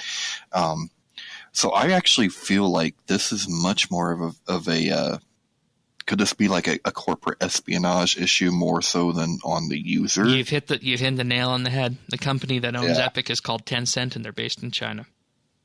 Well, there you go. Also, interestingly enough, this week, Epic has announced a number of exclusives for its platform. So, I didn't know Tencent was the ones that owned Epic. Oh, dude, they're huge then. Yeah. Wow. Okay.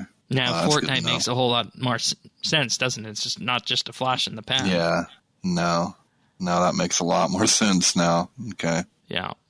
So, this is really murky. And I would say that if you're not actively playing Fortnite, or you don't have an interest in any of the games that are available on the Epic platform, uninstall the Epic Game Launcher. You don't need something like that on your computer reading these things. Granted, they say they only do it if you ask, but there are enough question marks that you probably should uninstall it. All right, and our last piece of tech news circles back to something from last September from the Steam blog regarding user reviews. So a while back, they made a post that they were going to be changing the way reviews are calculated, and such that they only wanted players who had played the game to voice their opinions about the game, and that the summary of these opinions would be boiled down into a review score, and this should represent the likelihood that a future purchaser will be happy with their purchase. And since then, they say they've been listening to their feedback, and they want to value the player reviews highly, and they want to ensure that they're accurate and trustworthy. And developers also need them to communicate with their player base, and they're ready to make another big change on this. And what they're going to be doing is they're going to be identifying off-topic review bombs and removing them from the review score.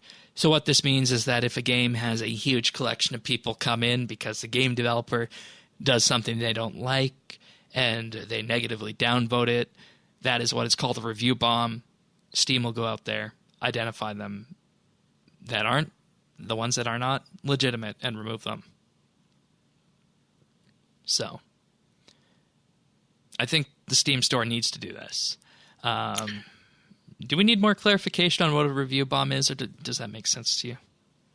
Oh no, I'm pretty aware of the review bombing, and I think this is good just because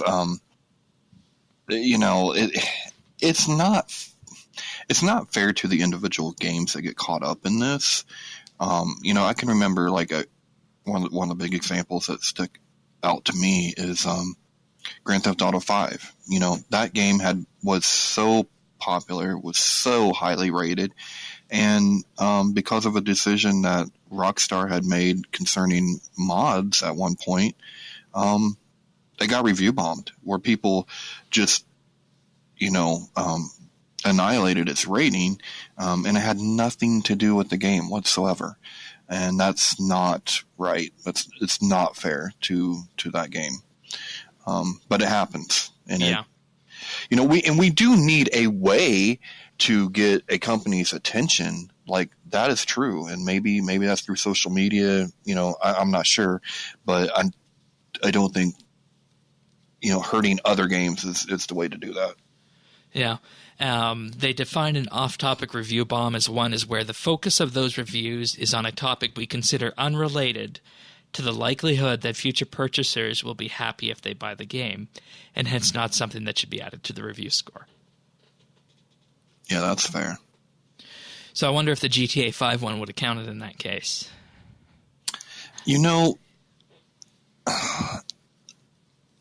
That would be really a gray area, right? Yeah. Because in effect, you're still getting the core GTA 5, and it's going to work as intended. Exactly. Well, and I mean, that's just real murky because Rockstar has this really weird take on mods. They don't care, but the owner of their company does care, and it's I'm sure you have your own opinions on mods and stuff. Yeah, I do. I don't like them. I figured that was it. I think they can be a lot of fun, but don't screw them up. Yeah. And once a review bomb is identified, they'll mark the time period it encompasses and notify the dev. And the reviews within that time period then will be removed from the calculation.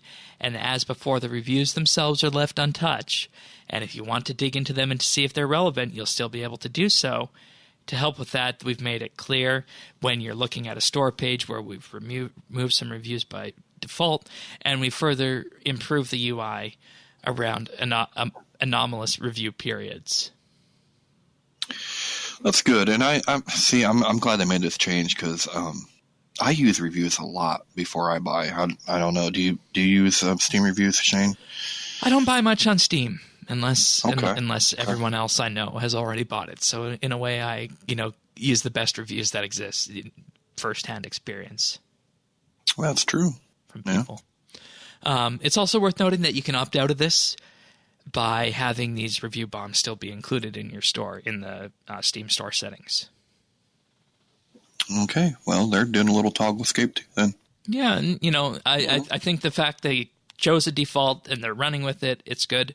And the fact if you want to see all the reviews and you want to have it the old way, it's only a review. So I think they made the right decision, especially for new purchasers. So.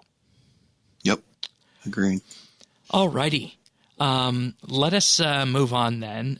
Instead of talking about the actual Skill of the Month progress this week, I want to actually talk a bit about some changes that we're contemplating for the future of Skill of the Month here.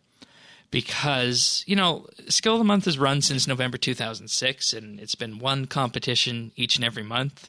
And in April 2007, we automated it, and since then, we both know that the amount of XP someone can get in RS has changed. Initially, the winners would get a few million XP. Now we have people getting tens of millions XP to the point where winners are being decided by who has more XP to go before they reach 200 million XP. And we don't like that. That's not a good Skill of the Month. So we want to make some changes to this. So I'm going to run through these right now, and I want the listeners to go to the forums at rsbnb.com/forums and comment on this, or find the link in the show notes at update.rsbnb.com. We're going to run 2 competitions each month instead of 1. Each one will run for a period of 10 days, and there'll be a cooldown period of a couple days before the next one begins. And you'll know what the competitions are when the month starts. There will be, at most, 1 combat competition per month. Constitution will be dropped as a possible contender, meaning it'll only be the big combat skills. And Slayer will also be grouped in as a potential combat skill as well. Number 3, miscellaneous activities will be added to the basket of competitions possible. So this includes things like rune score, easy, medium, hard, or master clues completed, or maybe even something related to barbarian assault. And I'm fairly confident that changes number 1 and number 2 are simple to do and will be well received. I do want to hear feedback on number 3, and if you guys actually want these ones like Rune Score and Clue Scrolls in there in the basket that can be chosen from. And finally, when it comes to rewards for this, prizes. What would be an acceptable prize for winning a skilling competition of about 10 days long? And if we want to go down the prizes route, would you be willing to donate GP, in-game GP, to an RSBANDB bank to purchase these prizes? We were initially going to bring these changes out for the April competition, but given that we're dealing with an almost 12-year legacy with this, it's probably best to post to figure out what's happening with this in advance. So what do you guys think about this? And I want to get everyone's opinion on this. So let's have a bit of a discussion about this, and we'll bring out the changes for the May competition. So do you have any thoughts on numbers 1, 2, or 3 right now?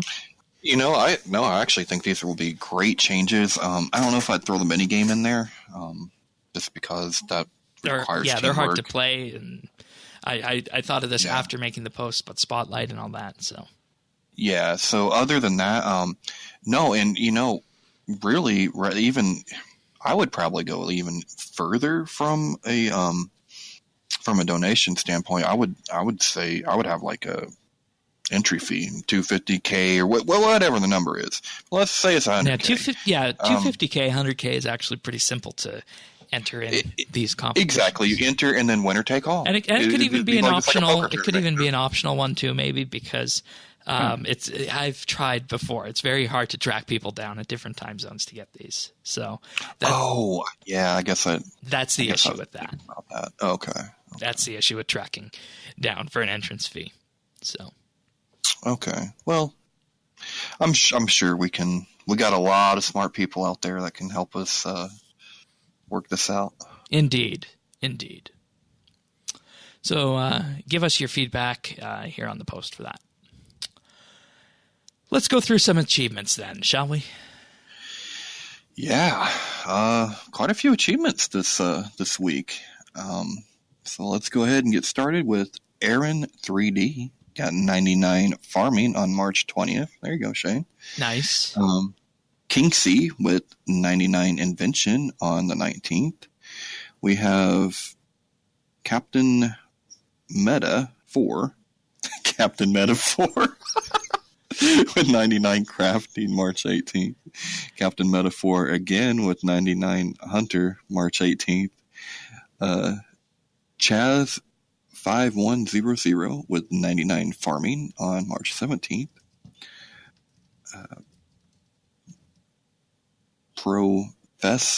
Professional, I think. Professional. Okay, spelled a little different. With 120 fishing. Nice. On March 17th. Chaz 5100, 99 fire making on the 17th, and Chaz 5100 again with 99 herb lore on the 17th. He is busy. And then we have the Quiver with 99 strength on March 17th, and Harlot Man with 99 fletching on March 17th. Nicely done.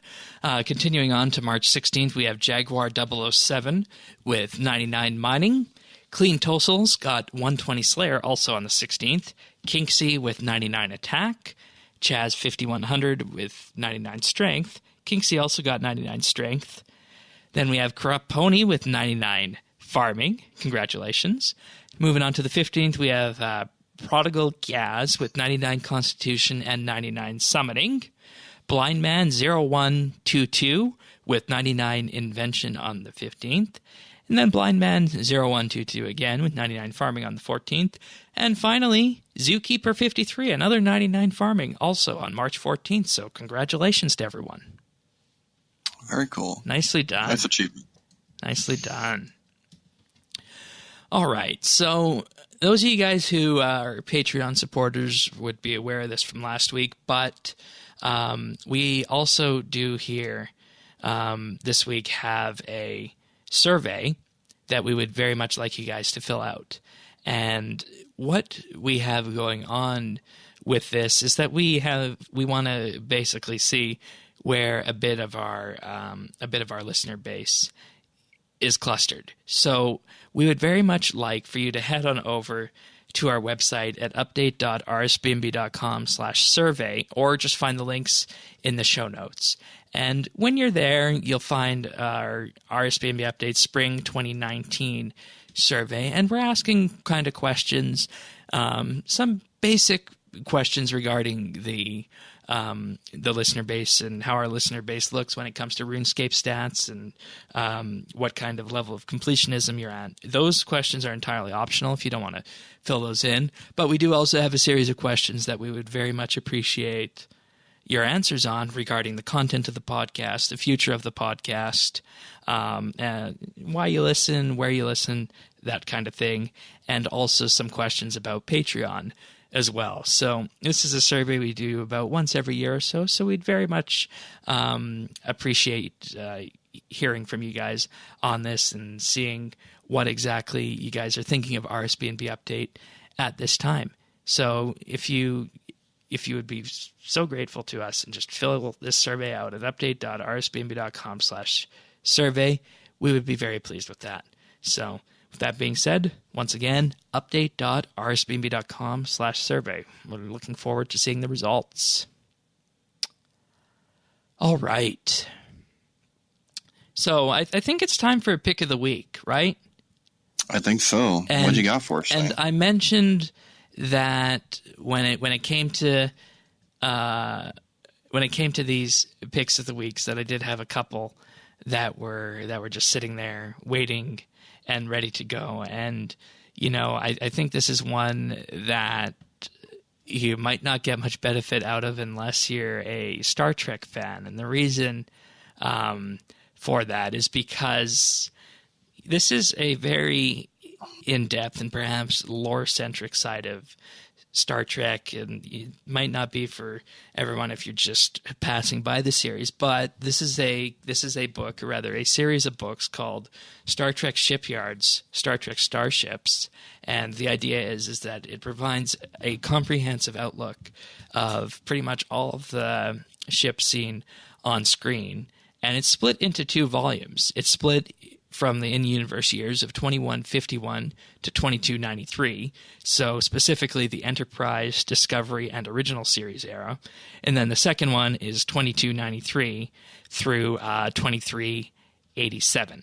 And it provides all kinds of things, such as stats of the ship, drawings, schematics, and provides a bit about the in-universe aspect of what they were used for, and specifically where they were used for and when they came online, and some of you can find highlighting of some of the famous ships that were actually used on TV screen. So this is going to be something that pretty much any Star Trek fan is going to get a good kick out of. And when I saw this, in the very fact that they had the Discovery ships in here, that was actually pretty good, because modern Star Trek is fast-paced and action-oriented when it comes to the space scenes. So you don't necessarily get to look and see what all the different starships were about in those first few episodes of Star Trek Discovery. Whereas if you look at the Next Generation, the shots are slower, so you can kind of take stock of that a bit more. But they also have really obscure ones. Like, for example, one of the temporal ships that only appeared in one Voyager episode, that's in the second volume of the 24th Century book. So this is 2 of them, and you can find it on Amazon. And if you enjoy Star Trek, this is something that you probably want to pick up. Sounds cool. Yeah. And, multiple volumes, just full-colored pictures, nice presentation, really great book, and great value compared to what you can pay for some of the actual other hard copy or hardcover books rather out there. So, does it have all of the ships? Does it have like the Klingons and Romulans and Vulcans? No, it's only the Federation side. It's only the Federation side. Okay. Yeah. I was just curious because there's so many cool ships. Yeah. It's... If you like ships, and this is going away from the pick, but this book does the Starfleet ones. But if you like ships and you like ships, the best place to actually interact with those is actually Star Trek Online. There's 590 starships in that game. That's true, and you get one pretty quickly. Yeah. Yeah. Yeah. Some of them cost a bit more, but they've done a good job in making ones free and available as the game has evolved. But anyways, that's the Star Trek Starships Encyclopedia. You can find it on Amazon or probably any other bookstore where you buy your books. So nice. All right. What have you been up to this week? Man, I have been doing a lot of mining. A lot of mining. And I've also been doing a lot of Slayer in my dungeon because after our question last week, Pernasius was so kind to tell me that Chaos Giants were really good for herbs, so that's what I've been doing. I dropped them in my player-owned dungeon and just went to town, and so I do that. And I'm doing this I'm actually not doing it in anticipation for the incense sticks coming next week, but I'm actually doing this to save myself money on the next double XP weekend. Yep. So yeah, that's and what throw I'm doing. herb farming in there too. Oh yeah, I've been doing that too. I try to do. I mean, I'm probably not as like Johnny on the spot as you are with your herb runs, but I'm trying to do 2 or 3 a day if I'm lucky. Now I'll do one when I get on, and I definitely will do one before I get off, and then usually sometime in the meantime. All right. As for me this week on RS, I've just been at the divine charges, or rather the incandescent energy, harvesting divine charges, because I am still working on my masterwork trims. I got them half done. Nice. You'll get there. Monetary value wise, I believe they're factoring everything in and the value of where they're at. Nobody sells the actual trim items, so you need to buy the essences, if that makes sense. Mm-hmm. One of the essences, I believe it was Malevolent. I always get them mixed up. One of them yesterday was going for like 9 mil, and the other one was like 2. So we're looking at around 11 mil for one trim, and I got to do 6 more, so I need 66 more mil GP. And as a skiller, it takes time to harvest that kind of money. It definitely does. So, lots of farming runs, lots of divine energy gathering, but that's been pretty much me this week on that vein. So, I believe that is it. Unless you have anything else that you want to bring up. Nope, that's all I got. Alrighty, well, we'll be back next weekend to discuss the fire-making update, the fire-making spirits, and the fire-making quality of life, so that should be a very fun episode. So with that being said, we'll see you next week, everyone. You can join us in the meantime in our friends chat at Bits Bytes, and we're also on Twitter at RSBANDB. See you then, everyone. Take care. See ya.